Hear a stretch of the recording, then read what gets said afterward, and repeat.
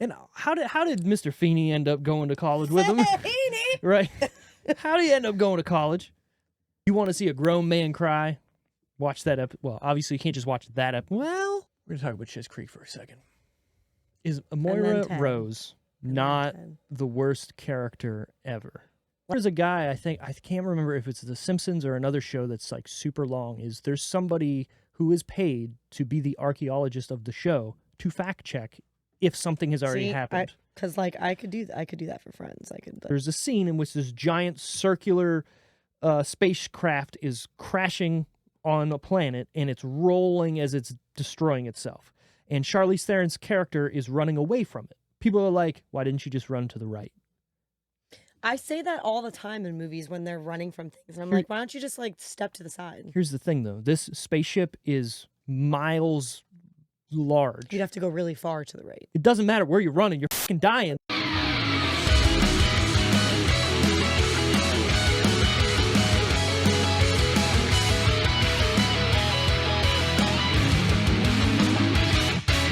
Welcome to the Decision Reel Movie Review Podcast, where we try and fail to review movies of today and yesterday. This week, it's just the two of us to review Ted. Welcome to our TED Talk. Look at you. You get one of those, our TED Talk. And this is a buddy movie, duo movie. So we're duoing the movie. Buddying up. Sure, if you will, because people are busy with their lives. Which they're allowed to do. I get. They have lives. Yeah, people can have lives. We just don't. So we don't. Here. We just sit here and review movies and watch movies all the time. So that's why we're here. What is life? It's watching movies. That's all I do. The only decisions I make are of the real. Of the real kind. Look at that. Look. Okay, you get another one. She's I got two already. I gotta hold it up. Somebody has to. Yeah. Yeah. Anyways, before we get too far into this, and I'm sure the reels, who knows what they're going to do on this one. If you've ever listened to this show before, this is the first episode you've listened to, feel free to find us on our social media channels, which are, do you know? Like all of them. Yeah. Twitter. Yeah. Instagram. Yeah. Facebook. Yeah. Twitch. Mm-hmm. Are there other ones? YouTube. TikTok. Obviously. YouTube. Yeah, the big one. We're on Spotify. YouTube. Yeah, Spotify would be where you can listen to us. Apple Music. The Decision Reel. Apple Music. Google Podcasts. Amazon Music as well. All the other big podcasting places. You can listen to us there or watch us, like we said, on YouTube. If you're on YouTube, give us a subscribe, maybe a like on the video, maybe comment, tell us if we're not doing too well, or if you like the video, or you disagree with the video, or or have funny comments to contribute to ours. Right, because we get, it's fine. But anyways, Ted, the plot of it. John Bennett, a man whose childhood wish of bringing his teddy bear to life came true, now must decide between keeping the relationship with the bear, Ted, or his girlfriend. That was a harsh comma. Bear, Ted, or his girlfriend, Lori. Mila. Yeah. It's funny, like, the second movie comes out, and she's just not in it. Gone. Yeah. She's gone. Obviously, real world, she was pregnant. Couldn't be in the movie. I get it. But the way they did it, it was just like, oh, they got divorced, whatever. Yeah, because she could have just, not been there. Or, been on some phone calls. They could have showed her split screen or, something like that. Right. They could have done, a travel buddy type of, their... Exactly. But, calling from the road or whatnot. I thought Amanda did good, too. I thought she was a funny addition. Yeah, I liked her in it. But, again, I don't know. After watching this movie again and getting to the end, and she's the one who... Right, her final wish brings Ted back, and it's, I didn't wish for you to be back, to life. I wanted my life back. Yeah. And then the next movie, oh, not too bad. Gone. Right. Life was gone. The life you wish for is gone. Exactly. And it's like, okay. There's a shit on my floor. Here's a shit. What was the hookers' names? Fuck. Oh my God, I don't even... Because there was 5 of them, weren't there? There was definitely 4. There was 2 flanking him on the couch either side. And they were, what movie were they watching? They're like, we're trying to watch. Doesn't matter. It sucks anyways. They're hookers. They're paid to be here. Yep. Yeah. This movie's definitely more memorable than I remember it being. There's more jokes in it per minute. Mm-hmm. It's been a long time since I've seen this. Probably I don't want to say when it came out, but I watched it a couple times. It's been a little bit for me. I think I've probably seen the second one more recently, just because it probably popped up more recently. Yeah. But I have seen both of them, a couple times. Yeah, I'm just trying to rack my brain to think of like when it would have been the last time I watched the first one. It's been on TV a lot, like TBS and all that. And of course, it's not as good because you can't have all the crude jokes. Yeah. And, a lot of people do say that Seth MacFarlane's movies, if you want to look at the first two, Ted and A Million Ways to Die in the West. Million Ways? 1,000 Ways? Million Ways. Million Ways. Sure. And I forgot about that movie too until it like came up one day. I was on, I don't know, HBO Max or Amazon, like whatever, one of them, and it popped up and I was like, oh my God. And I watched it because it had been forever. Yeah, but I watched it. To what I was saying is a lot of people say that he's just recycling jokes from Family Guy, or he's using the same skits. Like if you look at the one dude in the beginning where, he's the token like guy from another country that has like the accent and he can't say words right. Well, I mean, that's in Family Guy. I just feel like he's making a movie for a different audience, even though it's the same dick and fart jokes. I feel like he's thinking more people are going to go see this, so why not use the greatest hits out of Family Guy almost? Or same thing, A Million Ways to Die in the West. He has a lot of skits or gags that are the same. Yeah. But they work. Yeah. And I still laugh at them. I also liked, the A Million Ways to Die in the West, it was him. Well, he wasn't voicing something. It wasn't like he was actually playing the lead part in that movie. Yeah, and it's weird. And I actually liked him. Yeah, and it's weird seeing him, right? Because his like voice... you see him in interviews and stuff, but like putting him with the voices. I just see Brian Griffin or Ted. He's obviously being Ted too. I mean, it's the same voice. It's his voice. But seeing it come out of his mouth, saying the same kind of jokes, you're just like, this feels a little weird. Something feels off. But I've always liked Seth MacFarlane's jokes, and I don't not like this movie. Has it aged badly? I think it's probably, if anything was bad, it's as bad now as it was then. I don't think it's like... Well, I mean, there's only one part that's kind of, and that's at the end when he fakes being mentally handicapped. Which was also bad back then, so like, still bad now. But funny. I mean, you got to laugh at it, and if you don't laugh at it... I also love I have to talk about the Ryan Reynolds cameo. Okay, yeah, we can talk about that. Come on, like, just the fact that, like, you're not expecting it, you know, so it's... And it's so quick. He doesn't even say anything. Well, so if he did, he had to be credited to be on. So he's just there. He's just holding hands. Exactly. And then kissing Patrick Warburton. Real quick, which I love him too, actually. And it's funny because there's a lot of people in this that are in our voices on everything else he does. And I like that. You're helping people come along with you, or you're just using the same people because you trust them and think they can do the best they can do. That guy's voice is actually so cool to me. Is very low, like... Yeah. Obviously, David Puddy from Seinfeld is where I know him best. And then Family Guy, he's Joe in the wheelchair. Right. But what else has he done where you're just like, well, yeah, that's him? He was on... So there was a show called Rules of Engagement. David I remember Spade was on it. Oliver Hudson, which is Kate Hudson's brother, Goldie Hawn's son. Oh, okay, yeah. Goldie Hawn and Kurt Russell's son. Kurt Russell. He was in it. And I actually put it on to watch. Why did I stop? I must have put it on to watch one day because it had been years since it's been on TV. Yeah. And I think it's only like 3 seasons, maybe. I'm trying to remember. Maybe 3 seasons, maybe only 2. I don't remember. But like, he is very funny in it. Like his delivery is just so like dry, but he does the little smirks sometimes when he delivers and stuff. And he's just... I'm not a Spade fan. I've said that on here before. I'm not a big Spade fan. It's weird. David Spade is weird because I feel like he's an enigma. He can play almost anything. But he's playing the same guy he plays in Grown Ups, where he just hooks up with young chicks and stuff. That's the David Spade I don't like. Or him being David Spade, I don't like. But Joe Dirt or some other characters that he's done where he's not at all himself. They're like... I kind of like it. But I liked Oliver Hudson and like the girl that plays his fiance and stuff. Like they feed off of each other. Peter, what's his last name?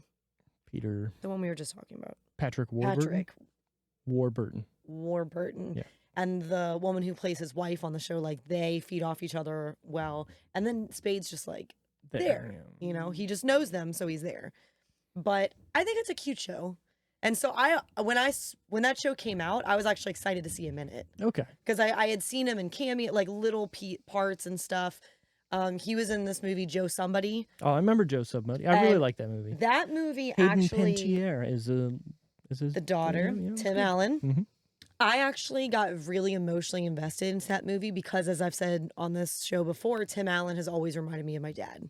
So when he like approaches him in the parking lot and stuff, and his daughter is sitting in the car watching this unfold, I'm like filling I was young when that movie came out. I'm like filling with rage watching this. Like, I mean, she's like 10 or like 11 or 12 in the movie. So like, obviously, what is she going to do? But I put myself in there. Like I said, I've worked with my dad before. So like, I would feel that when I'd hear him like, ugh. I do like that movie, and it's been a minute since I've watched it, but like, it's funny looking at those types of movies that Tim Allen's been in. They all have the same like structure. You know what I mean? Like he's a cool dude, but like he's a piece of shit, and then learns the error of his ways, and then comes out on top with whatever kid. But and like different types of pieces of shit too, though. Right, like in that one, he didn't have any confidence, so he was very blah, didn't try for anything, didn't have drive. And then in like the Santa Claus, he's a piece of shit because he's very successful, very popular, and is just like jungle to jungle, same thing. Yep. What's the other one I'm thinking about? That's another Christmas with the Cranks.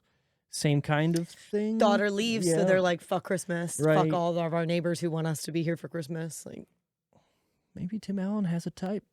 Maybe he's a dick in real life. Oh, I think he is. But I still like. I've disagreed and disliked some of the things that I've seen, in the public eye with him, but I still feel like he holds us. Like I can't help it. I'm with it. Home Improvement is a very big thing to me growing up, and I still watch it. Tim, the Tool Man Taylor. Yeah. So I mean, it's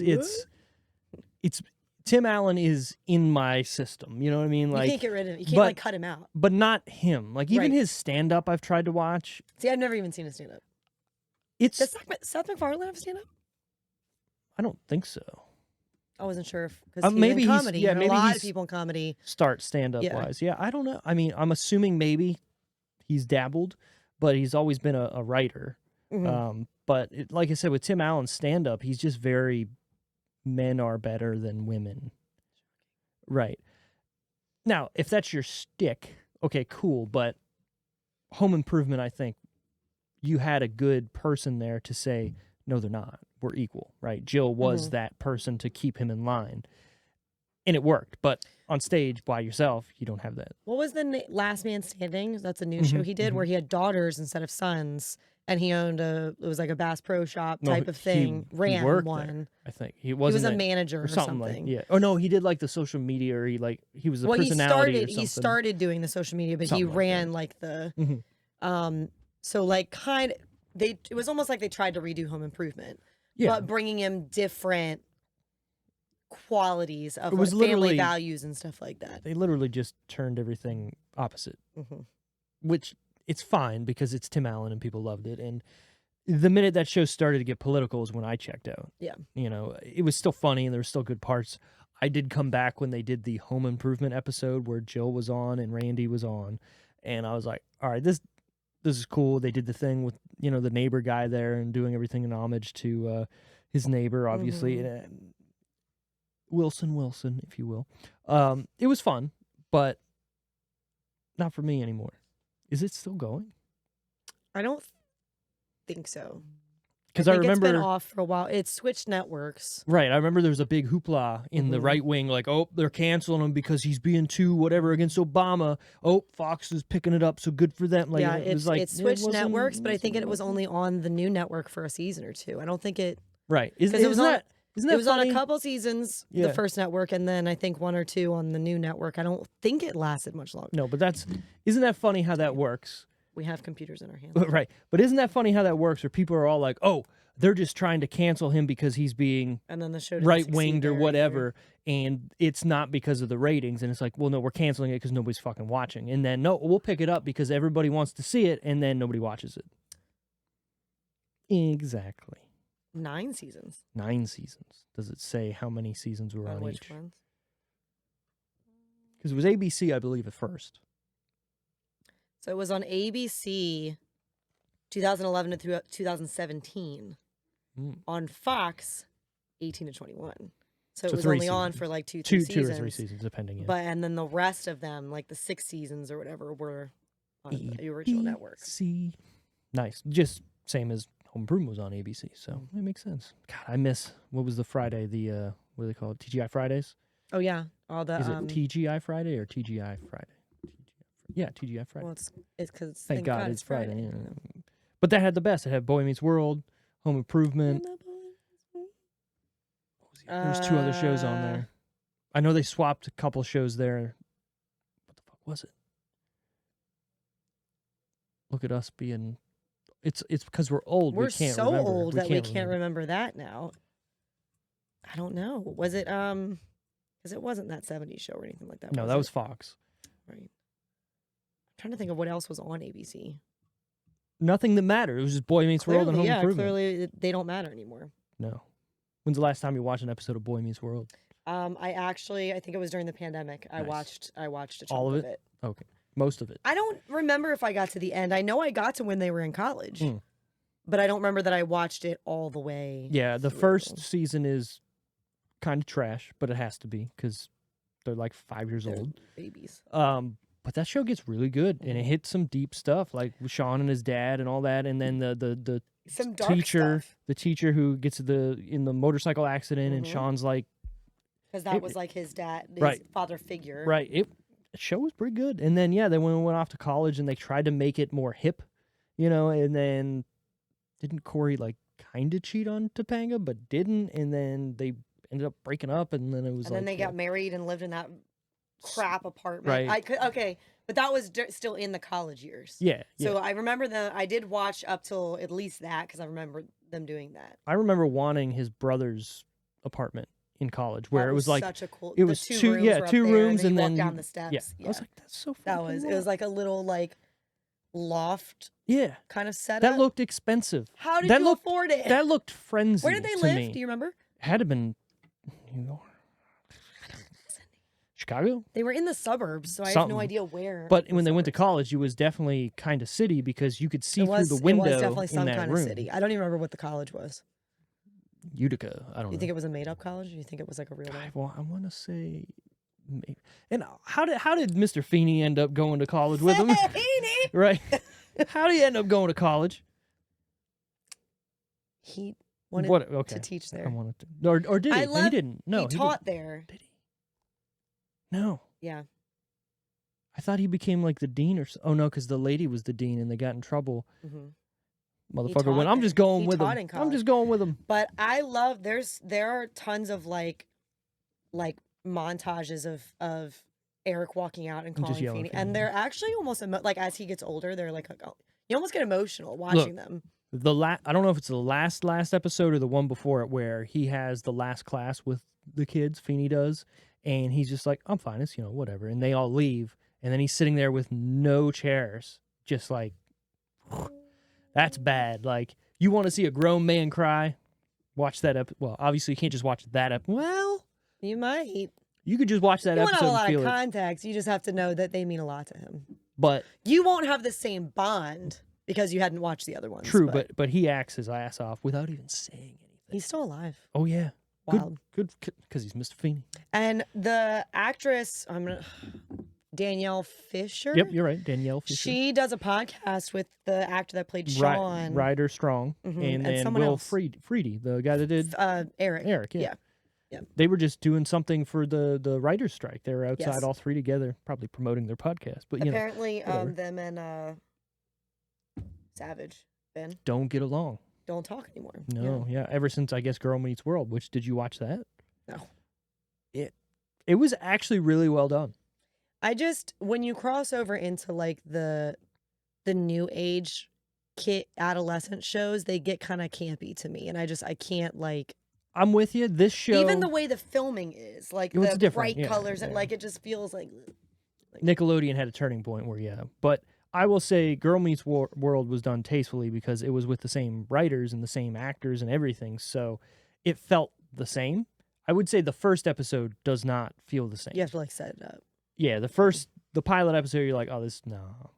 But then the next ones, you're like, okay, cool, everybody's back. And I wonder they if they showed the pilot and people were like, you gotta You got to maybe get a little bit more balanced with the old one. And again, everybody's in it, and I like it because it's not just like, oh, hey, Corey and Topanga are kind of there. No, they were a big part of the show, so it's almost like it's still their show, so you're watching it, but it's about their daughter. I don't know. It was just and then they did it with that 70s show, where it's the 90s show, and the parents do pop in, you know, every now and then. Which was okay. I think, was the first season when you watched of that 70s show actually like, wow, this is amazing? It also didn't have to go up against anything. Listen, I've rewatched that 70s show. During the pandemic, I rewatched a lot of older shows. I'm sure a lot of people did. Obviously, I mean, Friends is always in my catalog, but I watched like The OC, that 70s show, Fresh Prince. Like there were a lot of ones that I went, Boy Meets World. I think I even watched like literally a handful of episodes of like Lizzie McGuire just because I was like, why not? Lizzie was good. That 70s show was not as funny as I remembered it being when I rewatched it as an adult. There's a lot of innuendos with being creepy when it comes to Fez's character that does not hold up very well in today's climate. I also just feel like the people who are like, this show's so much funnier than like, you know, shows like Friends or Seinfeld or Fresh Prince, whatever. I don't get it. I don't get why it's funnier than those. It just feels dumber than those, which I guess if that's your type of like. I think so. If you're comparing two Friends, Friends was an earlier 90s thing, and I feel like it was for a smarter, older crowd. And this was more like your teenagers, your middle schoolers. Right. Like, and I think it was a cool, kind of funny, dumb maybe I'm just too joke. mature for that. Maybe. Maybe I really like that. But not 70s mature show. enough for Seinfeld because I don't like Seinfeld. Yeah. I really like that 70s show. Put that on there. Your phone on the coaster. Thank you. So it's not buzzing so much. Because you're so popular. It's because Carrick's cutting grass, so the security cameras are picking him up. Oh, that's funny. There's something going on here. It's blowing up. I'm not popular. Oh, so Ted. I mean, oh yeah, to our TED Talk. There's a movie we're supposed to be talking about. Ted, look at us. Yeah. TedIsReal.com. I wonder if that's still a website. There's only two of us. There's no real other people here to help us keep on like track. So. Oh, that's not good. Anyways, where to watch Ted? If you have a subscription to Netflix, you can watch it on there. Anywhere else, you have to rent it. Google Play, Amazon, Apple TV, Vudu. Obviously, Netflix is the way to go. Is the second one on Netflix too? I didn't look. Just curious. Probably. I would assume it was like a packet. I mean, why wouldn't they have one and not the other on there? You would think. But this is written and directed by Seth MacFarlane. Shocking. I know. You couldn't tell? Whatever. It's rated, what do you think? R. For crude and sexual content, pervasive language, and some drug use. Some. Fucking Brittany? No, sorry. That's one of my favorite scenes where he's going down all the names. And that's kind of, I feel like that's also like you remember, oh yeah, Marky Mark used to rap. Right, and he's got just going so fast because I wonder how many times. And I was looking at his eyeballs to see if he's reading something, because there's one scene in Scott Pilgrim versus the World where she's doing the same thing but with different T's. And you can kind of see her eyes reading. No, he's not. He's like looking right at like someone. And then he's just like, what is it? Like fucking Lynn? And he's like, oh, I got your ass. And then just goes through. Yeah. And then he interrupts him. And it makes him go, what do you got in there? Like, what do you guessed it? Great scenes. This whole movie is filled with, to me, funny sketches. I also have to say, because I've said this before about Marky Mark when he did the Funky Punch, which I like. Why we still call him Marky Mark? It just comes out of your mouth. You know I think if you're past a certain age, you call him Marky Mark. And if you're younger, maybe it's Mark Wahlberg. When he did The Other Guys, which was his first like real comedy, I was like, okay, he can do this. He can hang with this. And then when he started, he did this and he did Pain and Gain and stuff like that, I was like, okay, he actually is funny. And it's funny. I'm invested in him being funny. In The Other Guys, I feel like he was still being the straight guy, right? There was only a couple kind of things that he was doing that made him funny. It was like the way he said it, or he was a little ditzy with some things. Right. But otherwise he was like the macho guy still. Right, but he wasn't goofy and funny. He was just being that guy. But in this movie, obviously, he is being goofy and funny. Like, there's the part where Mila Kunis is, driving down the street next to him while he's like, sulking, walking away. And she's just like, hey, what are you doing? And he's like, oh, maybe I might get raped or something because of what I'm wearing. And just the way he said it, I'm like, that's It's just he does a good job, and I think there are a lot of people who are on both sides of the Marky Mark train. Yeah, whether he's an actually good actor or not, and I think he is. I think yeah, in a lot of in some of his movies he plays the same guy. Sure. But I think when you see stuff like this, you see different sides of him. Sure. Yeah, you got to be willing to go out on a limb, and I think this is that type of limb movie for him. Even the other guys definitely because you can get typecast. I mean, it happens to a lot of people in Hollywood where like you play those roles. Right. And if you're good at it, cool, but sometimes you kind of have to go out on a limb and do something that might be different, and you never know, it might work out for you. I mean, look at Marky Mark now. I mean, obviously he probably would have gotten into some of those roles, like Daddy's Home 1 and 2. You think he does those if he doesn't do Ted? Right. Or doesn't do any comedies if he doesn't do the other guys. Right. I mean, let's probably not. But then, because you have like Four Brothers, love that movie. Love that movie. What's the Shooter? Shooter, yeah. He was good in that, but he's playing straight a tough guy. Yeah, like he's playing a tough exterior guy. 127 hours. No, what am I? No, that was Franco. Yeah, it was Franco. What's the one where they go and they get? We did it. Brandy. Lone Survivor. Yeah, thank you. Yeah. You're welcome. I didn't like that movie, but he did a great job in it. It's Lone Survivor. It's Lone Survivor.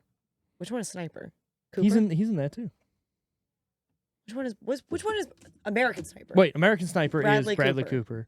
Sniper is Mark Wahlberg, and then it's Shooter. Shooter is that one. Is there a Sniper? There's got to be Sniper. No, I think it's just American Sniper. I don't know. There's so many movies like that, I feel like. There's got to be a movie called Sniper. But I said all that to say that like I don't want to be knocking the movies where he's playing that part because he does. I do like those movies. You know, I like Four Brothers. I liked Lone Survivor. I like Shooter. Like, I like him in those movies. So I'm not dissing. Remember when I said there's got to be a movie called Sniper? Yeah. There's a movie series called Sniper starting in 1993 called Sniper. Then in 2011, Sniper Reloaded. Then Sniper Ghost Shooter. Then Sniper Ultimate Kill. Then Sniper Rogue Mission. So this is a film series? I'm assuming. I don't know the first one. The one in 93 would have been. Ooh, there's also a 2022 one, Sniper the White Raven, but I don't think that's... Because all these other ones have Chad Michael Collins in them. I don't know who that is. Chad Michael Collins. Not Marky Mark. Chad Michael Collins. That is a bro if I've ever seen one. Fighter. That's Marky Mark if too, I've right? ever seen one. Yeah, he's a bro. He's a bro. That's Chad Michael Collins. Marky Mark, that was Fighter, Chad right? Michaels. Marky Mark and Christian Bale, Fighter. Correct, yep. You know, that's somebody I want to see in a comedy movie. Christian Bale? Yeah. I want to see him stretch his wings and be... I feel like he was in one. Probably. But not like super, super comedy. Like, remember in Spy when Jason Statham was hilarious? Yeah. That's what I want. You want that? Yeah. Or like Marky Mark and the other guys. Or that too, right. And you're not expecting him to be the funny guy, but he's not purposely being goofy, but he's funny the whole time. I felt like that with Shrinking, like with Harrison Ford. I didn't expect Harrison Ford to be as funny as he was. Very true. Like, I thought he was really funny, and I know it wasn't this type of funny. No. It was deliberate. Like, it was his delivery and stuff that was funny. He wasn't like a goofball. Well, he was funny. And it was written so well to where the payoffs made it even funnier, right? Like the last, spoilers for Shrinking, the last couple episodes, or the last, that wasn't me. That was me. The last couple episodes where he finally gets a hug from Jason Segel, or he finally, and it's a good show. Yeah. Oh, I'm excited to see what they do in season 2. I definitely called the ending with the push. As soon as he said something in the meeting, I was like, oh, she's doing that. Now, yeah, where do you go from... Does he get locked up? Yeah, I don't know. Great show. I was not expecting to like... Love it. Is it Liz, the neighbor? Yeah, she was good. Her husband was hilarious. Yeah, her husband's the best character in the whole show. If you haven't checked out Shrinking, definitely go check it out on Apple TV. Or, we also just finished Ted Lasso. Oh, you finally... I think I'm on the last 2 episodes. So good. Sad we only get 3 seasons, honestly. Also, though, just like Seinfeld, go out when you when are you on want. top. Same thing with Schitt's Creek. They were like, you know what? We want to end it how we want to end it, and it didn't matter that people wanted to keep going. We're gonna talk about Schitt's Creek for a second. Is Moira Rose not the worst character ever? Like person? Yeah. Like she's a bad, like she's not a good person. Anytime she was on screen, I wanted to just fast forward to the next scene. See, I loved it though, because I feel like of everyone on that show, she's acting the most. You know what I mean? Like you have to. Do you know how hard it must have been to talk like that, which is not even a real accent or anything? Yeah, no, I get it. I agree, but I didn't like it. Like, she's the only one who doesn't learn anything. She doesn't change as much. She doesn't change at all. I do think she does, though. She starts to care about her position on council. She starts to care about but not her relationship with Jocelyn. Yeah, but she's not doing it in a way that makes you care. She does grow a relationship with her children more than she'd ever had before. But still, even at in the last gal. Yeah, but even in the last couple episodes, she's still shitty to her own daughter. You know, like taking all the credit for her and doing all this. There's one episode where she kind of does say she did good, but I don't know. Like, to me, Johnny Rose is the show. Eugene Levy's always going to be my back pocket guy. Like, anything he's in, I'm here David's for. my favorite character in the show. I mean, David's great too. Like, but I can't not pull for Eugene Levy. And I get that that's his real son and their real daughters in there too. But Eugene's just my guy. I also just love when you watch interviews with Anne Murphy and they're talking to her about Schitt's Creek, how easy she can fall back into that role. Oh yeah. Like, even when she starts talking about the role of her hands, just like immediately, like, yeah. And that is a character, and she did it flawlessly through the whole show. That phone with the little fucking thing hanging off it, and just it's great. Yep. So Ted, this movie's starring Mark Wahlberg as John, Mila Kunis as Lori, Seth MacFarlane as Ted, Joel McHale, who I completely forgot was in this movie, as Rex, Giovanni Ribisi as Donnie, and Jessica Barth as Tammy Lynn. Giovanni steals it. Will never move past that dancing scene with his drink and the straw, and it's amazing, and he does it in A Million Ways to Die, because he plays in there with him, and he does the whole dancing when they're at that little honky tonk. The funny thing is, he improvised that. It's so funny. They just said he's played a lot of roles too. I feel like people Boiler don't Room, talk he was about good him enough. So he is scarred into my brain from one scene, Saving Private Ryan, when he's the medic and he gets shot and he's bleeding out and he's like calling for his mom. When I first saw that movie in '99, when I was a little kid, that scarred me for life. Do you know what else he was in? Tell me. Oh, Friends. Of course he played Phoebe's brother. Oh. But who wasn't in Friends? He actually played two characters, because there's an earlier episode where he plays like a dumb guy who accidentally dropped a condom in Phoebe's guitar case with his tip. He comes back and grabs it and he's like, I got it, and runs away. That's funny. But then he comes back in a later season and he's playing her brother. So, like... Was she playing the guitar when he put the tip in, or was it setting... No. She was trying to get tips.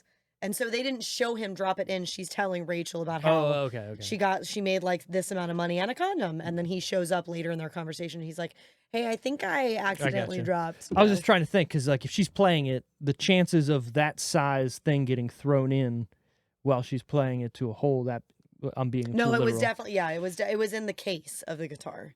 So it was the whole case. I got you. Yeah. Putting them up for tips. And then Gone in 60 Seconds. Oh my God, yeah. But you barely even, I feel like, think of him in that, because he doesn't even look like himself, I feel like, in that movie. Very true. Also, and other roles that he's playing, I mean. I need to watch that soon. I feel like, yeah. It might be. I don't know whose pick it is, because maybe we just pick for them, and that's our movie next week. That might be what it's going to be, because I haven't seen it in a while, and I want to, hit it. We got to talk about Eleanor. And 50 Cars in One Night. And Nick Cage is still just doing the same stuff all the time, because why not? Anyways, a runtime on Ted. I will say this movie's a little long for me. It's 106 minutes for a comedy. I like a comedy to be a well-rounded 90, 95 minutes. It can go a little further, but... They do take a couple things... Too far. Like the fight scene in the hotel room, I feel like... I like it because it is you think it's going to be over, it's but obnoxious. But also, again, Family Guy with the chicken. Like, Yep. It just keeps going. Also, throughout a movie. I can't remember. Isn't that scene without music? Yes. Too. It's just like just noise of the fight. Throwing glasses at each other, and then the scene, even the party scene, went a little too long. Like they didn't need the Asian dude whose last name's Ming, so then they can have what's his face going death to Ming, and it's funny. Yeah, it's funny, but I did like the little karaoke where he's like, "All you have to do is just sing the vows." Yeah, that's pretty good. Release date June 29th, 2012. June 29th is my best friend's birthday. Oh, happy birthday to her, because that was 3 weeks ago. Yep. Sure. June 28th is my mother's birthday. Is it? Yeah. So missing it by one. Box office that week, number 10, The Avengers. Oh, wow. That movie's older than I thought it was. Wow. I know. The first one. That's, right. Think about this. In the last 10 years then, what movies we got. Since so many. Right. And we had some before that, obviously, because you had to set up. But also, god damn, did they blow through these fucking movies.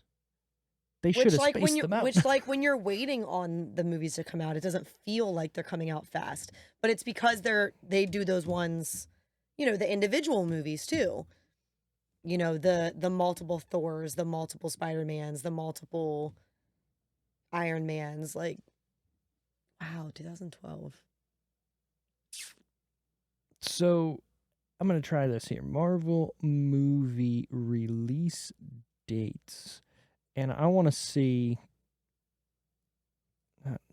The amount that have come out, they have had to have multiple each year. You know what I mean? Because there's been multiple Ant-Mans, multiple Doctor Strange. Then you've got, like, the single ones, like Black Widow. Black Panther, which now has a second one, but only So one. Avengers, right? This is what we got in the last 10 years. Are you ready? So Avengers was 2012, Iron Man 3 in 2013, Thor: The Dark World in 2013, Captain America: The Winter Soldier in 2014, Guardians of the Galaxy 2014, Avengers: Age of Ultron 2015, Ant-Man 2015, Captain America: Civil War 2016, Doctor Strange 16, Guardians of the Galaxy 2 17. So it's like 2 a year. Spider-Man: Homecoming 17, Thor: Ragnarok 17, Black Panther 18, Infinity War 18, Ant-Man and the Wasp 18, Captain Marvel 19, Avengers: Endgame 2019, Spider-Man: Far From Home 2019. Then Black Widow 2021, Shang-Chi 21, Eternals 21, Spider-Man: No Way Home 2021, Doctor Strange 2021, what was that, 2? Thor: Love and Thunder, and then Black Panther: Wakanda Forever. The 2021 had the most in 1 year, but I think that's because they were filming. I mean, pandemic happened. Right. They were behind on filming, so then they were behind on release dates. So they released more.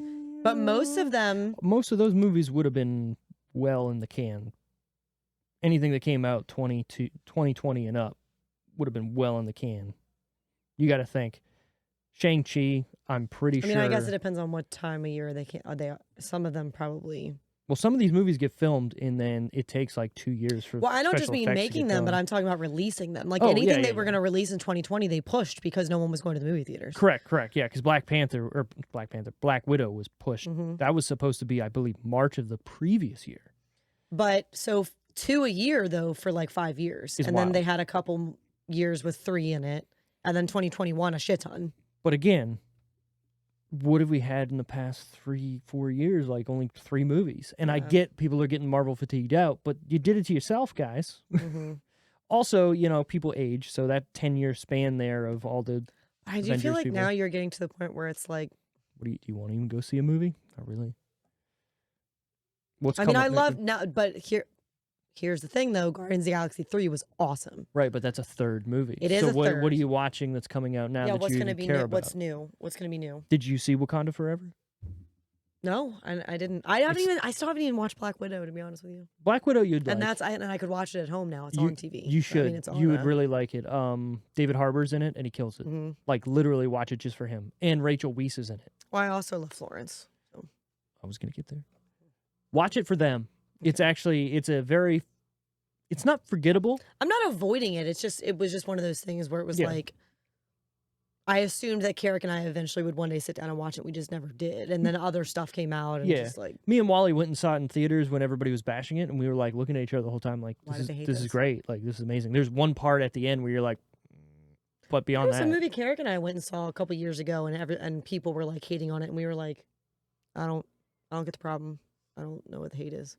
A lot of people like to just bash stuff on the internet now because, you know, it's the cool thing to do, and if one person does it, you know, stack on, and it's like, oh, this is terrible. And, you know, there was a couple, Shang-Chi, I think, was like that, too. A lot of people were like, this is not good.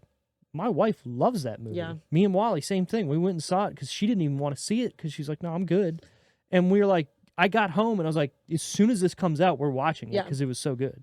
And we did. And she So this is number 10. What week was it? Because you know Avengers doesn't sit low at the list. Right. So you got to think this is June. That probably came out in April. Shit, I know when it came out because I had the fucking list right here. May 4th. So this is end of June. So this is getting near the end of its time in theaters, and it's still in the top 10. Yeah, wild. Number 9, Snow White and the Huntsman. Oh, with Hemsworth. Yeah. And that's weird. I completely forgot. What's her face from Twilight, right? No. Yeah. No? Yeah. No. Forgettable. Yes. Yeah. Yeah. I don't even remember her name. Kristen Stewart. Right. Can't. Everybody's like, she can't act, but then you watch other stuff and you're like, oh no, she can. Yeah, and some things she can. It's just in Twilight, you're like, what is she really doing? Also, maybe she was told to act that way. Like, I didn't read the books. Maybe she's supposed to be very timid, blah. So. Number 8. This is a very decisive movie. Prometheus. I don't think I saw Prometheus. Really? Yeah. Like, I remember. Do you like the Aliens movies series? Did you ever see like the original ones with Sigourney Weaver? I saw like pieces of them. I don't think I've ever sat down and watched all the Alien Predator movies. Well, you don't need to. Well, but then they had tied them together with Alien vs. Predator. Yeah, so I was just saying, like, I hadn't. So they did that because there was a comic book series that came out, like, what if we did this? And it was Alien vs. Predator. And it was cool. I think I saw maybe the first Alien, but like long time ago. Yeah. That movie is an amazing movie, but if you were to watch it for the first time today, you'd be like, this is a little slow. You know what holds up? Jurassic Park. Yeah. Like those dinosaurs look like real dinosaurs. Let's all be real here. Still, even today. For the most part, yes. Me having the keen eye of it was at night in the rain and it hides a lot of stuff. So if you kind of look at the what is it? I think there's 9 minutes of dinosaurs on screen. Always at night in the rain. No, but when they use CGI, it's at night in the rain. So if you look at a couple things, it's showing its age, but it holds up so well because they're masking it in a genius way. You look at Jurassic World, the first one that came out. That CGI, you could say, looks faker than that CGI. But what are the animals doing versus what are the animals doing? You have fast motion, going crazy, doing all this stuff. They're interacting with them more. Right. Like, so, yeah, it's going to look faker than that. Now, if they tried to do that back then, it would look terrible. Shit, if they did what they wanted to do, which was claymation, it would have looked so bad. Glad they didn't. Glad somebody went, I'm going to do this on my own and show Steven Spielberg, hey, why don't we do this? And they did. But I think Jurassic Park definitely steals a lot from Alien. And they're in the same kind of feeling, in the same like vibe a little bit. The vibe and the story beats are kind of the same. I don't want to spoil anything in case you do go back and watch Alien, because it's definitely it's definitely a watch of being, hey, if you're on a movie podcast where you need to review things, that's a tier movie of people, 9s out of 10s. There's no person that's going, this is the worst thing I've ever seen. Is it slow? Yes, but it's a 70s movie, like. So you expect, you gotta like. Right, you got to kind of take it with the time. You got to recognize it for what it is. Right, and the limitations of what they had to see what they did kind of makes the movie even better, because there's a spectacle to that movie that you're like, how are they pulling this off in the 70s? Then when you watch the next movie in the line, which is Aliens, it's so different and it's so genius that it makes that first movie better and worse at the same time. So like you appreciate the first one better? You appreciate it, but it also changes the way you look at it. Because so the Alien, to me, Alien 1 and 2 are to me, two of the best, like, 1-2 movies in existence. You have Back to the Future 1 and 2 and 3, which are up here. Then you got your Aliens, then you got your Terminators and your whatnot. But I can't believe you just left off Deadpool 1 and 2 like they were nothing. Like, talking classic movies. Okay, sure. Well, we're getting old. That might be coming up.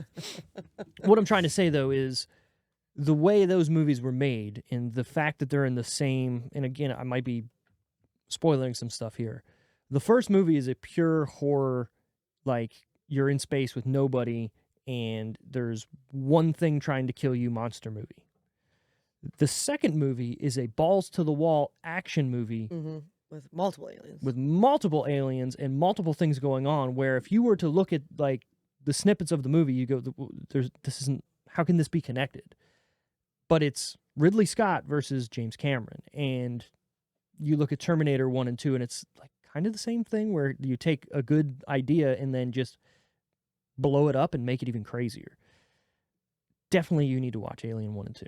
So is Prometheus similar? Getting to that, Prometheus, this is where people kind of go, what the fuck? It's a story involving the aliens sort of from the first movie. So without getting too deep into it, there is obviously an alien, which you've seen before, the xenomorph, right? That black thing that has like a big tail. That is an alien that was engineered by these other aliens called engineers. Okay? You don't see them in the first movie. Original. Well, that's what humans call them. They don't have a name because they don't know what they are. Mm-hmm. We can just, they've engineered life basically on planets. And in the first movie, you see one of the astronauts go into this big room with this giant, like, thing sitting in this, like, cannon-looking thing, and you don't know what it is. It was called the space jockey is what people called it back in the 70s. And for years and years, that's all that was ever shown of these things. Didn't know what was in there. Didn't know what it was. Just, so H.R. Geiger was this guy that made all the, like, the art and stuff for, well, they commissioned him to create all these designs, but his art was like crazy like this before. So he just made this random thing and they just put it there, and that's all it was. It was just a random whatever thing. So then they built a storyline off of the random thing. Correct. So Prometheus is humans trying to find where life started from, and they find that it's these engineers that happen to be the space jockey that was sitting there in this giant spaceship in the first Aliens movie. Wow. Huge connect to get there. But then there's some stuff where they go to this planet and, well, I think it's like a moon or something, and they find out that it's actually like a weapons facility. Oh, good. Designed to create, destroy, do all this stuff with this, like, black goo that eventually is what makes the aliens in the first movie. It's fucking, when the movie came out, did people know that it was tied to Alien, or did you have to watch it and then go, oh, shit? No, the only tie to it was the end scene. It was like well, obviously when you see the space jockey, you're like, oh, fuck, oh, fuck, oh, fuck, right? And then there's a scene at the end, we're going to spoil it, fuck it, where an alien gets ripped out of somebody's chest, and it goes, oh, fuck, this is really what this is about. And it's wild. And at the point in time when I saw that, my mind was blown. And then people started ripping apart the movie, and they're just like, well, this is a piece of shit, and this doesn't work, and that doesn't work. And there's one big scene that everybody talks about. People do that. Like, oh, this doesn't right. tie in. People do that with shows, too. Like, when you're writing the first couple seasons of shows, when you go back in the later seasons, you don't always remember some of the things that you said in the first seasons. Mm-hmm. Maybe that should have been someone's job to be on top of the timeline, but, like, almost every show has done it. Like in New Girl, Schmidt, earlier in the show, says his dad has a wife and kids and stuff, but then when you meet his dad later in the show, his dad is a player. Right. No other kids, hasn't been married. So, like, it's just one of those things where, like, you don't keep... I mean, all TV shows have timelines that are all over the fucking place. Friends, Friends timeline... Who goes? Yeah. I love Friends. It's everywhere. It's everywhere. There is a guy, I can't remember if it's The Simpsons or another show that's, like, super long, there's somebody who is paid to be the archaeologist of the show to fact check if something has already happened. Because, like, I could do that for Friends. I could, like, well, you know what I'm saying? Like, that's somebody's job is when they're writing the new seasons or the shows, like, hey, is this cool? Hey, have we done this yet? What have we done? Imagine being like, yeah, we did that episode 3, season 24. We can't do that again. Like, you just got to fucking know. It's someone who literally each season before the next season comes out, you need to be watching like the previous stuff. I don't know, or if I like could do keeping that. a freaking log. Like I get it, but at the same time, if that's my life and that's my job, yeah, I'd probably. Well, and I think but that's you'd hate like you have to give I mean, even Tim Allen, to bring that back around, when he was on TV talking about the TV show, the Santa Claus that they did for Disney Plus. Oh yeah. He goes on there and he says, there's holes. Yeah. There's holes. Like he even acknowledged, like, there are things that don't make sense, like that don't tie together. But also, like looking you're making at entertainment. Like, that's what I wanted to get to. Is some things don't need to be 100% logically perfect. What are we watching here? Are we watching entertainment or are we watching a biographical? We're literally depiction talking of, about right. a movie where a teddy bear came to life because a little boy wished it to. Right. Which we So- could have got into that, which we will, about how it is now a public figure that like the government would have taken him away. That's Right. They wouldn't just leave that for the like. He became famous, but we're also gonna let this thing that goes against all rules of science just live with this kid. Also, in the end, where he's calling the cops to be like, they took my teddy bear away. If he was not dumb in the movie, he would say, hey, this is John, whatever his name is. They stole Ted, my teddy bear. And that guy would went, fuck yeah, let's go get Ted. Yeah, exactly. In a Boston accent. And then the whole premise cops. of the second movie is for him to become recognized as a human, a living figure. Obviously, we're not going to get into it. All right. Nope.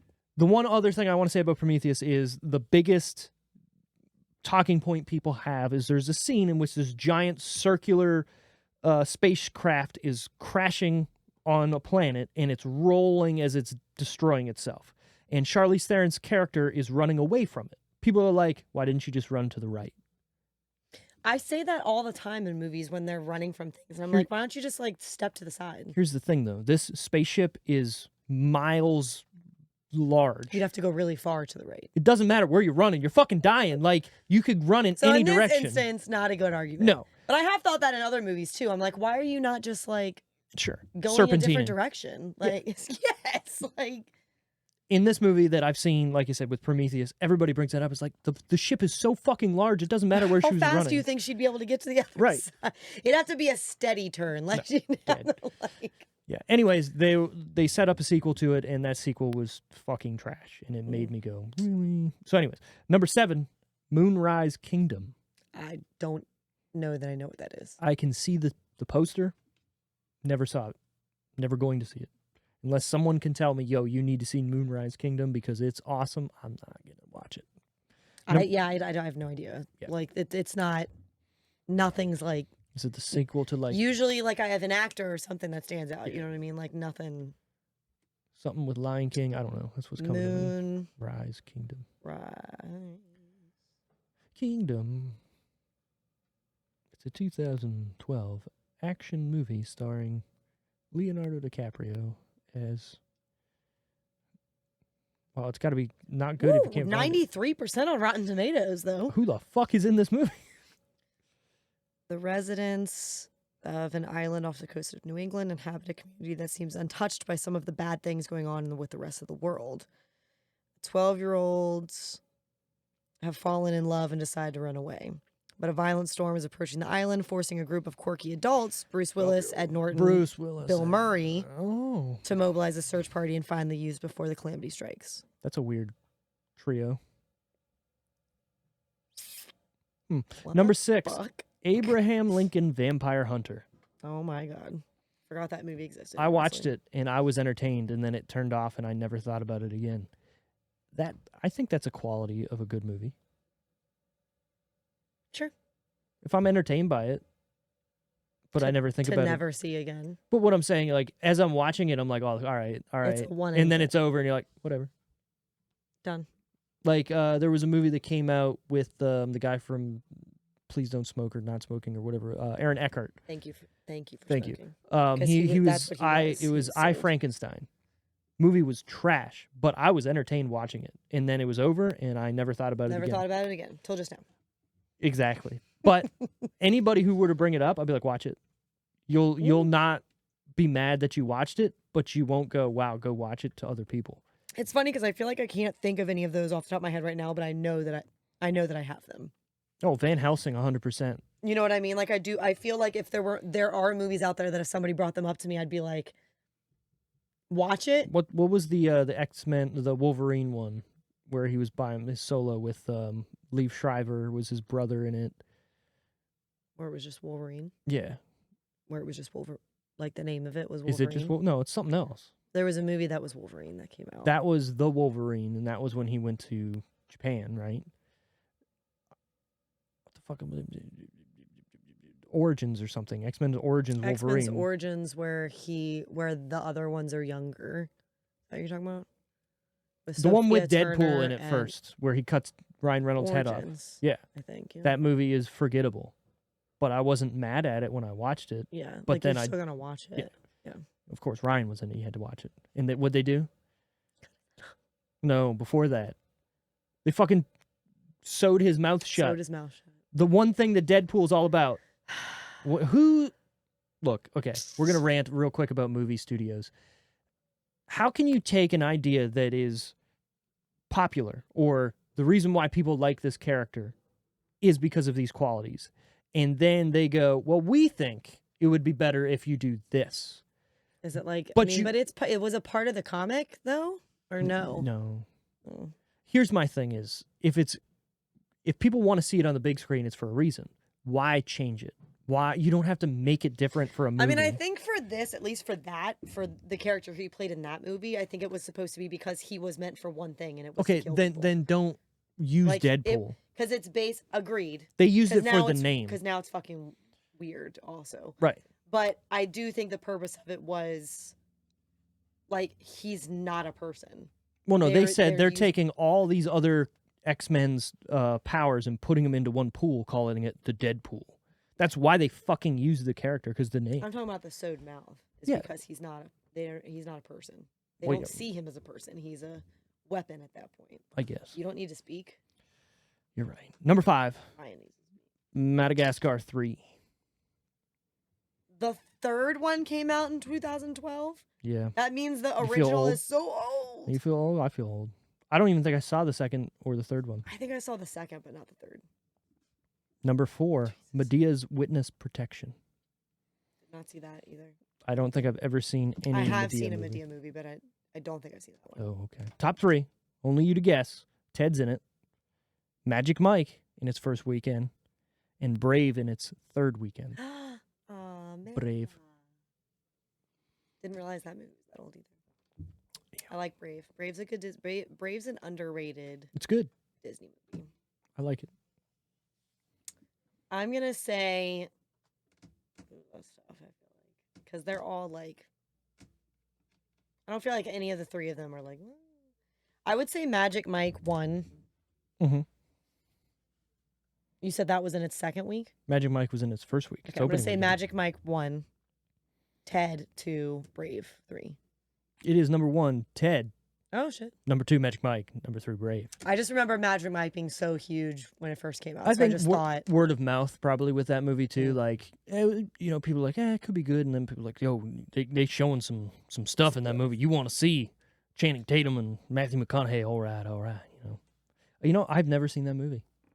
And it's not because I don't want to see shirtless dudes dancing. So it's not what you would think, though. They do handle it in a very, like, in my opinion, indie style way. Mm. Like, it's not as flashy as, like, you think it's going to be. It's not as, like, goofy as you think it's going to be. The second one was more XXL. Like that. Sure. Should have been the third. And then Amber Heard was in the second one. Oh. I actually started watching the second one the other day, and then she popped up on the screen, and I was like, oh my God, I fucking forgot that she was in this. She took a shit on a fucking... But the second one had more, like, I feel like comedy to it. Like, it was lighter than the first one. The first one, because it is technically supposed to be based on his experiences. I got the first one, at least. Okay. I've not seen the latest one. There's a third one. With Salma Hayek. Salma. She's in it. I mean, so is he, but it's the last installment, but I haven't watched it. Interesting. All right. Well, budget time. What do we think it costs to make Ted? So they have a fake teddy bear running around. Yep, that's got to cost a little much. Like, arguably almost every scene. And you know what? He looks really good. Of course, he's doing lewd things, but he looks like he's in those scenes. Like, that looks like a teddy fucking bear with fur. A teddy fucking... Not a fucking teddy bear. That's a teddy fucking bear. Should have got a teddy fucking Ruxpin. Like, I don't know. I think he looks great this whole time. Well, even stuff like the fighting scenes and stuff, like, I mean, they did a good job. Yeah. Whoever did Industrial Light and Magic, man. And then you've got Mark Wahlberg. Mila Kunis is a name at this time as well, too. Seth MacFarlane's probably not doing it for cheap. This is his directorial movie, so. Debut and writing debut, starring, but I'm still not going to give it a shit. I mean, they also didn't do it like location-wise, stuff like that. Not going to do They're not showing anything big. I'm going to say 20 million. 20 million. I guessed 40 million. Okay. The actual budget, 65. Oh my God, that's so much higher than I ever would have. Me too. I mean, I guess I thought 20 might be low, but I didn't expect. I'm thinking that the teddy bear probably is a lot of that. Maybe 15 million, or who knows. Let's be real. Mila probably is just like, hey, you're gonna pay for me. Mark, maybe, you don't know at this point. I mean, this was his like second comedy? Second or third, yeah, something like that. So because I think maybe. Pain and Gain was after this, I think. After or right around it, for sure. And then Ted 2 was very a couple close, years, yeah. I think. 14, after that, maybe 14, 15. Years after that, yeah. So 65. So I mean, it very well could have been a lot of that. Very well could have been Mark's salary, Mila's salary. I mean, the other people in it, I don't think you'd put that much money out for. Like Giovanni, he could charge, but I don't think he's making Mark and Mila money. But definitely Joel McHale, maybe. And he's not a bit part. Maybe, but he's not in it a lot. But he's not a bit part, though. Yeah. He's kind of in it some. And then Patrick Warburton, yeah, he's probably doing it as a favor. Right. All those other people definitely. Ryan probably didn't even get paid. He probably was he was just there. nearby. Probably. Yeah, exactly. Sure, yeah. Wait, what do you need? Yeah, I'm here.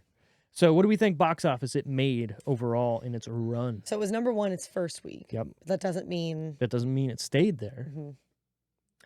I'm going to say box office... 65 is what it costs to make. I'm going to say box office 170. 170. Mm-hmm. All right, look at you. I guess 165. Okay, so we had a similar thought. I'm thinking like, okay, it's Mark Wahlberg, Mila Kunis. I see it as a successful comedy. Yeah. I do. It got a sequel sort of right away. Its opening weekend, it made $54.4 million. They almost made their money back in 1 week. I triple checked this number. Oh my God. It made overall $549.4 million. We're talking Marvel numbers. You're getting up in Marvel numbers there. Ted. For a fucking teddy bear comedy. For a teddy bear. A lewd teddy bear I fucked her with a comedy. parsnip, and I sold that parsnip to a family that had 4 children. Oh my God, though. That's so much money, dude. Oh, I love that. He's just like, wow, that took guts. You're promoted. That's more than what the 30-year overtime payout of the current $900 million Powerball is. Yeah. Because after taxes and stuff like that, if you're talking like Maryland, I think what I saw today, it was like if you did the 30-year payout, it's like $437 million. I love the people that are just like, oh, but you only get so much. What did you have before that? So you get mad that you're winning the half of it? I saw a breakdown today, and I didn't realize that it's a different amount it's not the same amount each year. Right, yeah, what's different, yeah. What's wild is that the last year is your biggest installment, which I think is fucked. You want to know why? Well, yeah, they're hoping you don't make it to that point. Right. So, like, year 30, you get, like, 30 million and some change. But the years prior, like, the first chunk of years, I can think it's, like, 7 million something. Also, year 10, it jumps up to, like, 11 million, 12 million something. I'll take it. I mean... Right. I'm still going to do... You complain? Derek and I actually talked about this earlier. If I were to win, I would... Oh, I'm working. That's the way I would take it. I'm still working. I would not do the cash payout where you're only going to get 200-something million after all the taxes and stuff. That's the number I saw. $900 million is the Powerball after the assumed split and the taxes and stuff. The estimate was $251 million if you get the payout the same day. That is so much money gone off of the top. I mean, well, not it's still only so that, much money. But you're going to get that money and go, what are we buying? Yeah. Right? Where if you get it in the installments, space it out differently. Space it out. And think about this. That first year, that first payout, you're still getting over $7 million. It's a lot of money. People would die for $1 million. I'll take 100,000 today. Like, that's what I'm saying. Right. Like, And you know what I would do? I'd invest that money into businesses. At least some of it. Well, no, At least buy some businesses that will make me money back. as you go. Right. And then you're making more the whole time. Exactly. And still getting your installments. Mm-hmm. Look at us. Tomatometer time. Rotty tomatoes, the rotty teas, the rotten. Well, now that I know how much tomatoes. money it fucking made. What do we think critics and audience gave this out of 100%? So I would have said lower for critics just because of the type of movie that it is. But now that I know it made so much money, I'm actually second guessing it. Not that that means anything for critics. Okay, true. I mean, critically, a movie does not have to be good to be successful. Right. You would think audience would need to like it, though, to be successful. I would say audience is probably. But I've seen movies be very low on both and be very successful. I would say I would still put audience at least in like over 70. Okay. I would at least put it over 70. Sure. But I would have said like 55. 55. For critics. So I said audience 65. Okay. And then critics 40%. Yeah, I would have thought that. I mean, this seemed like one of the movies where critics might be not terrible, but mid-range. Also, is it a good movie? Right. Critically? Right. I don't know. But audience, I could see it being in the 70s because people, they like to laugh. Sure. So audience, 73. Critics, 69. Whoa. So almost as good as the audience. Right. I don't see that. I don't get why. No. Critically, I don't have anything high. There's no high regards here for this. No. Movie, critically. IMDb, 6.9. Same. What's going on here? This movie's good. It's fine, but it's not. I mean, it's not the best comedy out there, but apparently it's better than most comedies we've done. If I'm looking to watch a comedy like one that I've seen before, that's like, not Ted. I'm not going to look for this movie. There was a time when it first came out that I did watch it. But that's also, I think, because it's fresh in your brain. It's so new. Exactly. Like right now, I'm not going to look for that movie. Right, a Teddy Bruschi, that scene. Everybody was saying that back then. Or no, we can't say that because that would be too. Yeah, you can't say that. Don't say that. I'm not going to. All right, who's your favorite character in the movie? I really want to say Giovanni's character. I mean, you can. He was shit, though. He was a garbage human. But he still played that character very well. I can tell you who my least favorite character was. That kid? The fucking kid. Oh, my God. Oh, my God. What a brat. I'll say my favorite scene right now. It's when Mark Wahlberg punches that kid in the face. Deserved. But the way he does it, where he's just running at him, and Mark Wahlberg is just literally standing there and just... And he even, at first, he's like... Right. And no, I mean, whatever. He was punch that kid. Yeah. Hilarious. I mean, I do really like Mark Wahlberg in this, but I also do need to say something about Mila Kunis's character because I get it. Oh yeah. But also at the same time, you got to give him a little bit of flexibility. He can't just cut him out all of a sudden. It's a teddy bear that's alive.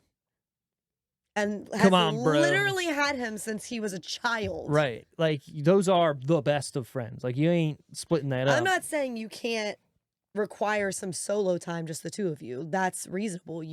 But they showed them have a lot of solo time. Right. A lot of TED time, too, obviously. Well, yeah.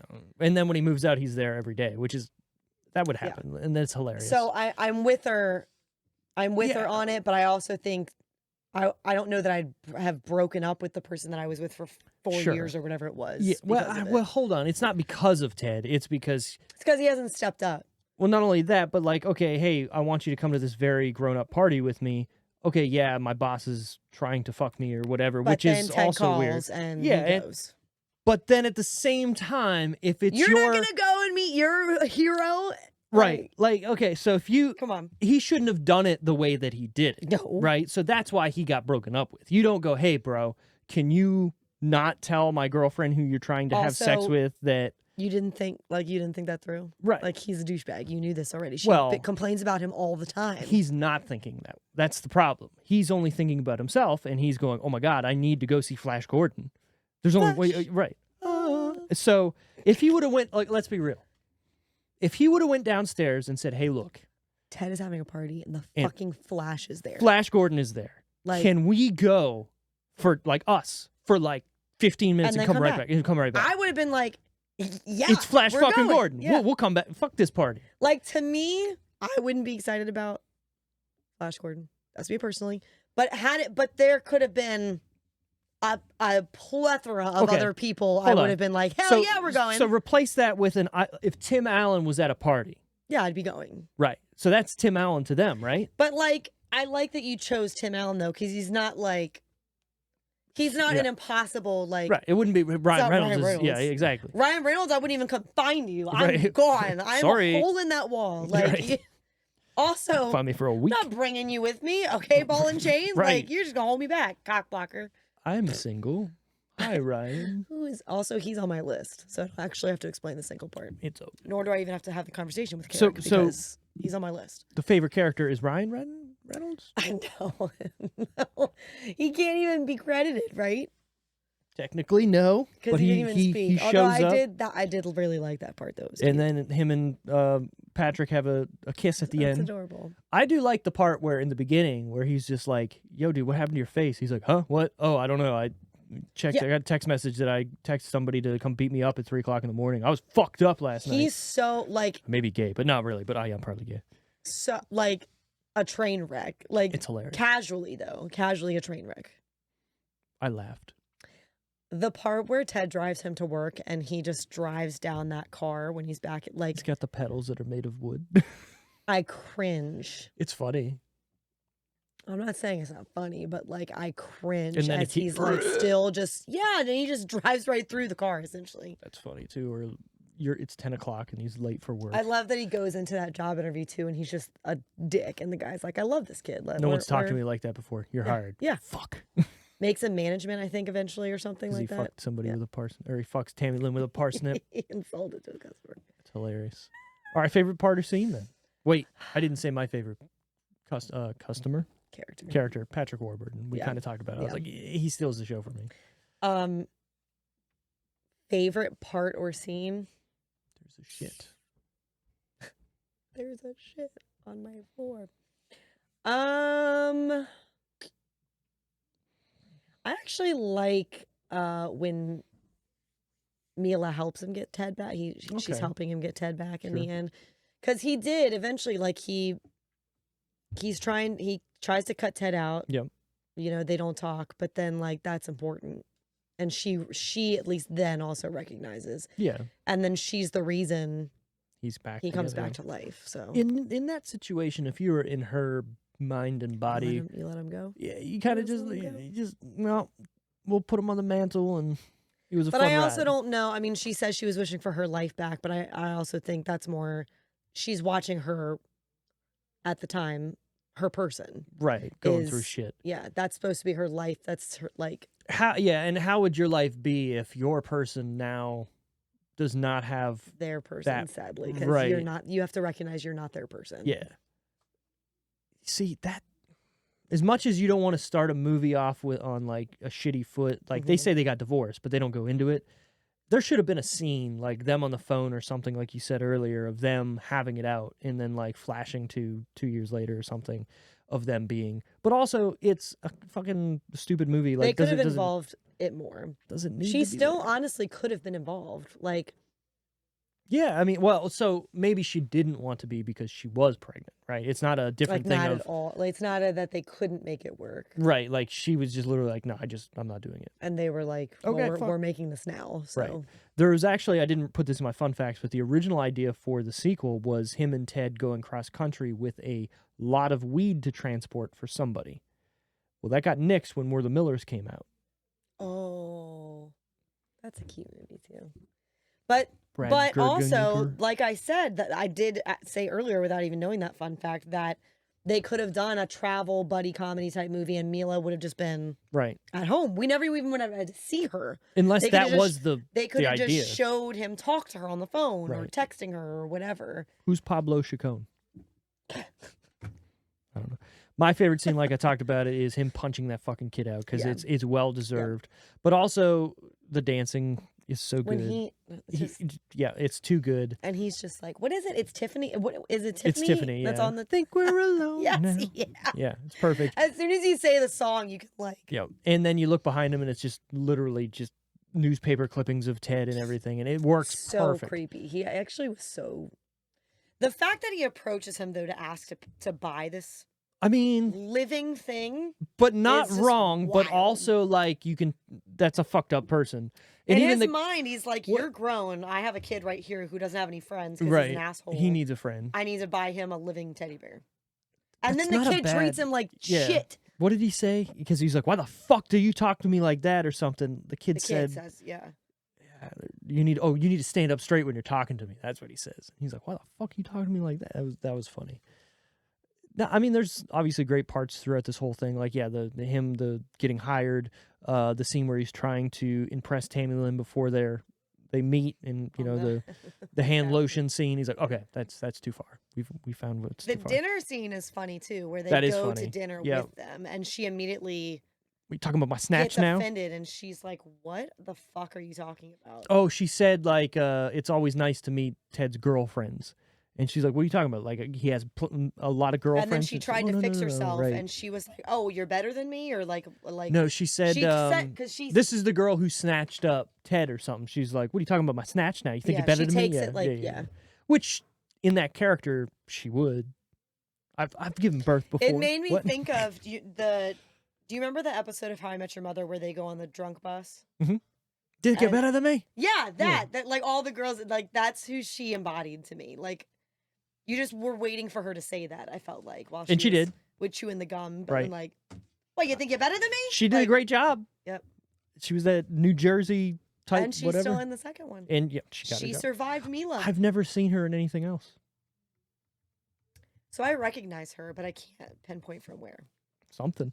I can look it up now, right? Oh, you can. I don't have anything else. There's nothing else to guess. Any what the fuck moments for you? When you type in Ted, it's not even one of the first things that comes up. It wouldn't be. I mean, there's a lot of Teds out there. Well, Ted Lasso is the first thing that comes would be for sure. On an Apple phone, Ted Lasso is going to come up. I love Ted Lasso.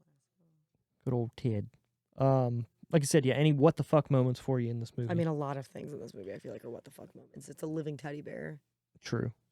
But like anything that while you're watching it, you're like, what the fuck is this? Obviously the dancing, but because it's so good. Yeah, not in a negative way. I mean, I do feel like when he falls and he just like fluff shatters everywhere, but not a what the fuck is this? It's like, oh my God, what the fuck? Like, he just died.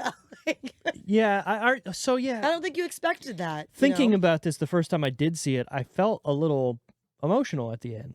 I remember like, because growing up, I don't know if you had a stuffed animal that you latched onto, but most people do, right?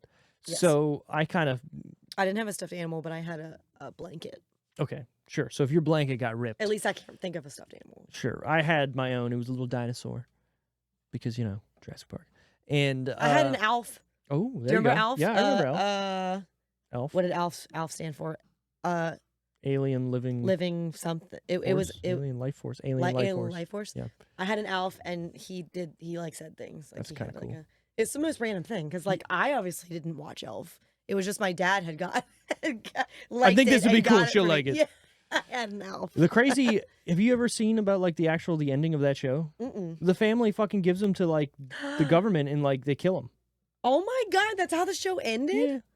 I've never even seen the show. It's actually really good. Like laugh out loud, funny, good. Family Matters. Was Family Matters on TGI Friday? That might be the other fucking show I'm thinking of. Maybe. Was it the Crosby Show? No, this might be too soon. TGI Friday. My Wife and Kids. King and Queens. Step by Step, Full House, Perfect Strangers. Full House. Why didn't we think of Full House? Hanging with Mr. Cooper. Sabrina.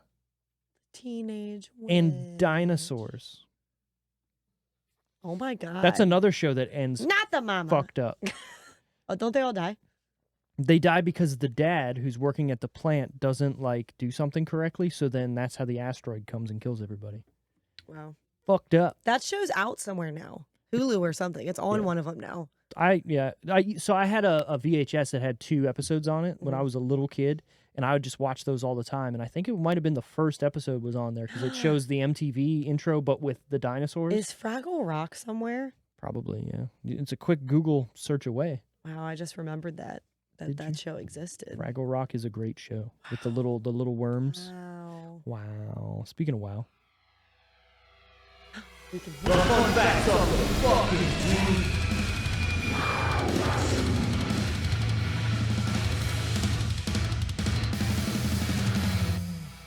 Look, I get a new computer and we can hear things now. It's almost like old computers suck or something.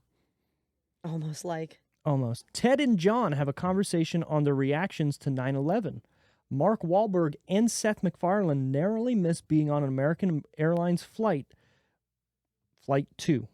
I don't know why that says Flight 2. One of the planes that hit the World Trade Center on September 11th in 2001. I wonder if it means the second one. Oh, you're right, yeah. Like the second It's just one the way, it doesn't say Flight 2, it says 2 1s. So I'm thinking Flight 11? Flight 11, I'm an idiot. I can't read the text. It's a weird-looking text. Yeah, Anyways, Wahlberg was booked on the flight, but decided to drive to New York City and fly to California later. MacFarlane arrived at the gate 10 minutes late and was not allowed to board. He was sitting in the airport when he saw that his plane had hit the World Trade Center's North Tower. Could you imagine? That is wild. The only thing I can equate that to is Final Destination, right? Where they get off the plane in the movie at the end and it blows up. Is that the first Final Destination? Yes, but it's also the last of the last movie. I never saw the last of the last, but like them seeing it is actually one of the most terrifying parts of that movie, to be honest with you. Like just actually physically beyond the logs. Seeing logs, it. That's in the Is it? Second one. Is it second? It might be, you're right. I think. But no millennial will ever be behind a truck carrying trees, logs, whatever, and not think of that movie. Nope. And you know what I do? We have scarred an entire generation. Going to the next lane.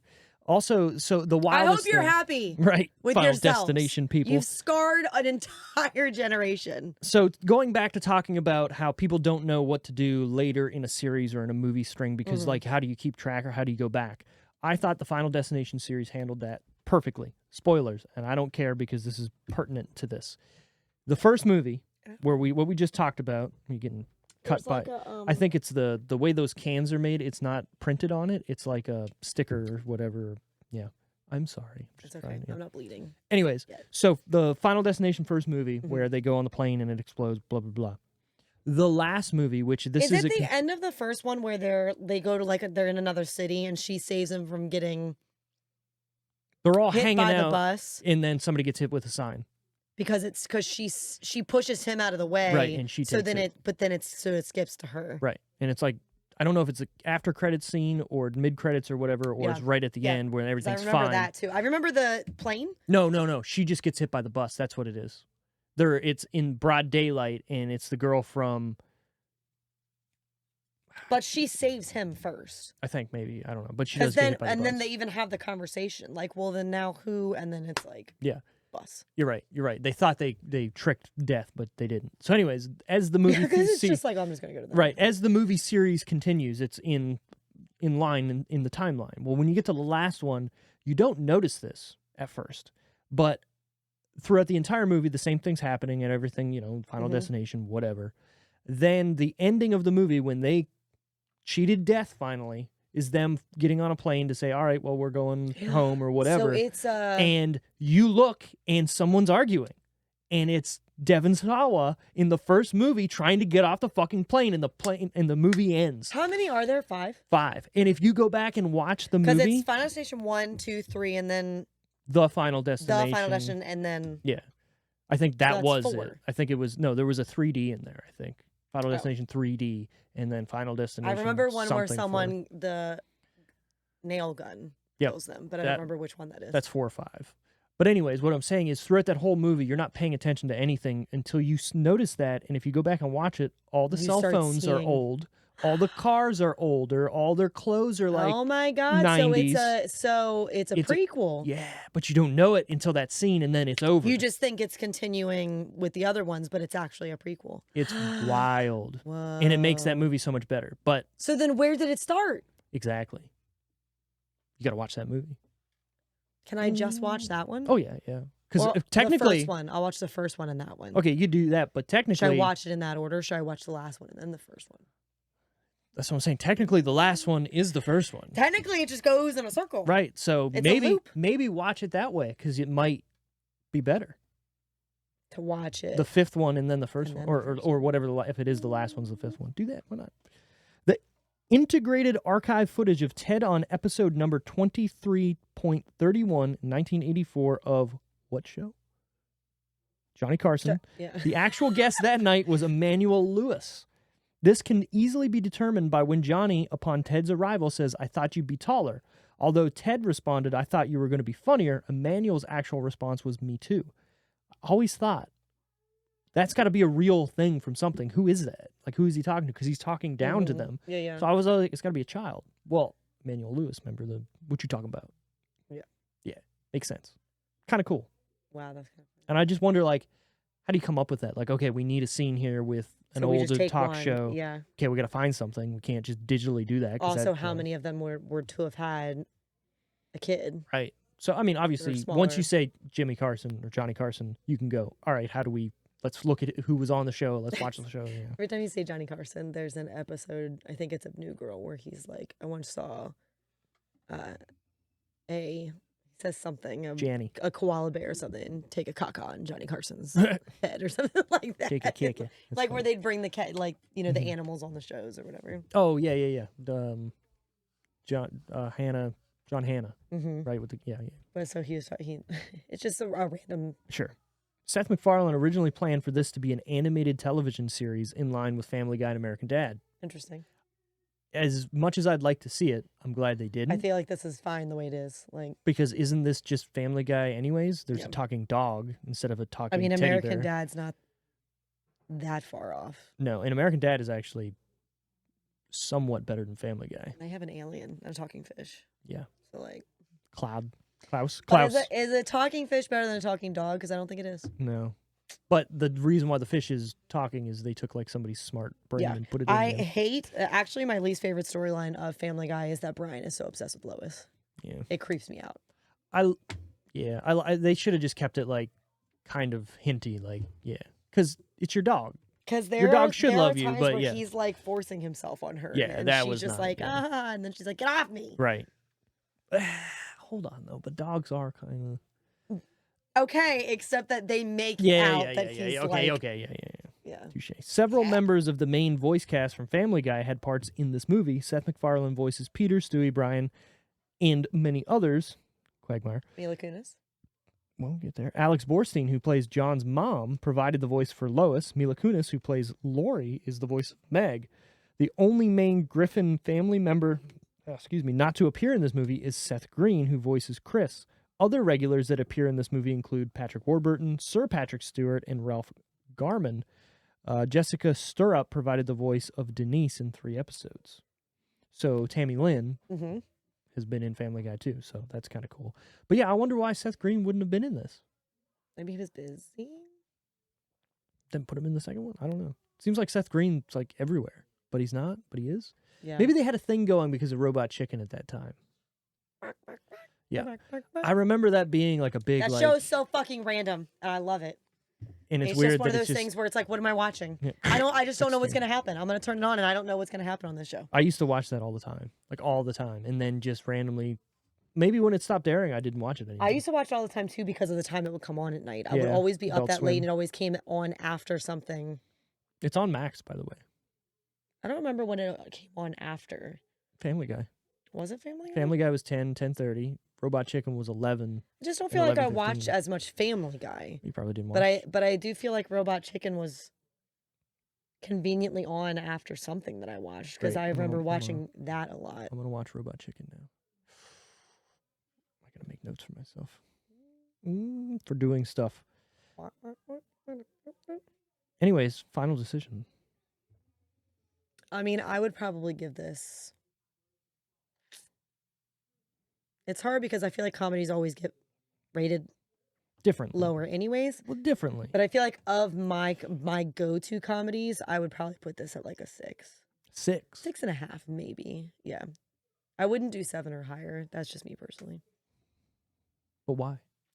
I don't really know. I think part of it is because it's not one of the ones where I just go and like, you know what I'd like to laugh at? I'd like to laugh at Ted. Okay, I got you. Like, I would go watch the other guys More so. over this one. And I think Okay. I gave the other guys like an 8, think or so, something yeah, as a comedy. So I'm trying to compare to like Step Brothers, the other guys, Wedding Crashers. Like those are my. I don't top tier. I comedies, don't like to. I don't like to talk about some of the other comedies I like as being in the same category because they are more rom-coms. Okay. They're just really funny rom-coms. Yeah, that makes sense. Like there's a movie on my list that I am going to pick at some point. And I really like it. But it does fall more in the rom-com category, but I do feel like anybody can like it. Like I don't think it's not chick flick. It's just rom-com. I got it. But I wouldn't put it there. And so if I'm talking Wedding Crashers, Step Brothers, the other guys as being more like in the 8s, then I'd put this more in the 6s. That makes sense. Yeah. So I'm at a 7. 7. I feel like all my movies I've been rating like 7. Can't get out of that. You're right there. Just it's good, but it's not like except Alpha amazing. Dog. You're welcome. Alpha Dog was like, what did I do? 3? I don't know. But this movie to me, let me just read what I wrote. I have and will always be a big Seth MacFarlane fan. Early Family Guy was everything that my humor was growing up, and I still watch seasons 1 through 10 and laugh at pretty much every joke. Yeah, this movie uses a lot of those same jokes, but I feel like I was saying earlier, this was for a different audience that never saw them in the first place. So for the most part, I feel like it works. On top of that, there's a good, well-rounded story about growing up and letting go of things that works really well with a love story too. Now, when you bring Ted 2 in it, I think it then lowers this to a 6 for me. Like, but yeah. without it, it's if a 7. If you think of Ted as the series Ted, then yeah, I lean more to a 6 than I would the 6.5 or whatever. Sure. But I think Ted by itself, I could probably bump up to a 6.5. Ted 2, 6, 5.5. Yeah. And it's not an insult to like Amanda. No, or it's just a weaker whatever. storyline. Yes, it's the plot that more weakens it for me. Because he's a fucking teddy bear. He doesn't need to be real, but he is real. So chill the fuck out. I know it's such. But also during that time, they were trying to get gay rights up there and gay marriage being a thing. So maybe they're trying to use that as a correlation. I feel like if this movie now, with a lot of the different fights for rights now, yeah. I might have more of a maybe they need to make a Ted 3, a bigger chance, right? Possibly next week. Like, how is he going to the bathroom and having sex? He's not. He says he's using things to fuck her. I know that's just like he ain't going to the bathroom. He doesn't have to. What does he eat? He just smokes weed. He doesn't do any normal things. Wait, did he? Not even that animals do. He just smokes. Into what? How is he getting high? He doesn't even have lungs. It's magic. You gotta believe. Believing in next week. Guess what we're doing? Gone in 60 Seconds. They have no choice. No choice. It's going. Who's not gonna want to watch Gone in 60 Seconds? I think they'll be fine. Yeah, it's gonna be fine. Gone in 60 Seconds. It's one of the best Nick Cage movies. It's definitely up there for me. There's one that's kind of in the same league but higher. That's also, Angie Jolie with the blonde hair and blue eyes is a whole different. Yeah. Angelina. I remember the first time I was like, that's not Angelina. Is that Angelina Jolie? With the blue contacts and then blue. There's a lot of cool things to talk about that movie, so next week's going to be fun. But again, if you did enjoy this of the duo, like and subscribe, give us a comment, find us on social media. It's okay if you don't. Yeah, you can tell us you don't. Just do happens that. sometimes. On the YouTubes, you can comment and be like, this sucks. But please don't. I mean, I'll like it. It's fine. But also, you can find us social medias at The Decision Reel pretty much anywhere you can get it. You can also support us, buy some merch at our Decision Club place. Ooh, that would be, we could call ourselves the Decision Club. Have a Patreon, maybe. I don't know. Might be up there sometime. But again, as always, thanks for listening. Thanks for watching. See you on the next one. Bye.